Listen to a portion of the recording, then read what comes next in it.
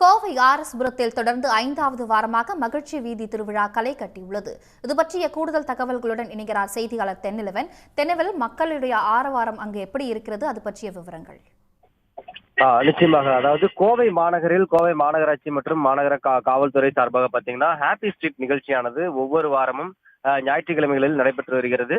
கடந்த 4 வாரமாக கோவை ஆர்எஸ்புரம் பகுதியில இந்த ஹாப்பி ஸ்ட்ரீட் நிகழ்ச்சியானது நடைபெற்று வந்த நிலையில 5வது வாரமாக இன்றைய தினம் கொடிஷியா சாலையில இந்த ஹாப்பி ஸ்ட்ரீட் நிகழ்ச்சியானது காலையிலிருந்து களை கட்டி நடைபெற்று வருகிறது.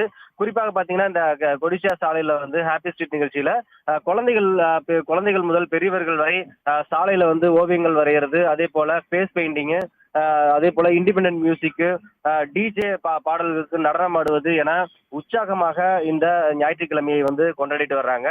குறிப்பாக வாரம் முழுவதும் பல்வேறு பணிகளுக்கு செல்லக்கூடிய இளைஞர்களாகட்டும், பெரியவர்களாகட்டும், அதே போல பள்ளி கல்லூரிகளுக்கு செல்லக்கூடிய மாணவர்களாகட்டும் இந்த வார இறுதி நாளான ஹாப்பி ஸ்ட்ரீட் நிகழ்ச்சியில உற்சாகமாக பாட்டு பாடியும் டிஜே பாடலுக்கு நடனமாடியும் இந்த ஹாப்பி ஸ்ட்ரீட் நிகழ்ச்சியை உற்சாகமாக கொண்டாடக்கூடிய காட்சிகளை நம்மால் பார்க்க முடிகிறது. அதே போல பம்பரம் விடுவது உள்ளிட்ட சிறு சிறு விளையாட்டுகளையும் இந்த நிகழ்ச்சியின் மூலம் விளையாடி பொதுமக்கள் தங்கள் உற்சாகத்தை வெளிப்படுத்திட்டு வராங்க.